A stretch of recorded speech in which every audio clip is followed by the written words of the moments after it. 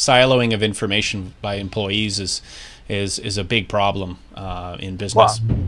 right, and I think especially in small and mid-sized businesses that they don't have this tendency to look at that information as company proprietary information, right? And so, geez, salespeople tend to think, geez, I went out, I talked to this customer, that's my information, right? That's portable with me when I'm going to leave.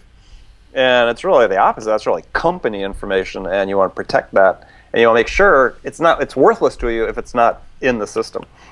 Well, and obviously, if the company is not involved and working with their salespeople in the sales process, it's only natural for a sales rep to take ownership of that lead, because he says, "I did it on my own. I didn't get any help from the product department or the marketing department." Right. And that's another topic we can get into about coaching and sales management, which has been another area that seems to have fallen by the wayside in many respects in some companies. But yeah, I mean, if the management's not involved, sales are going to have that opinion that they're sort of free agents, they're contractors, and they need to be part of the team, not feeling they're free agents.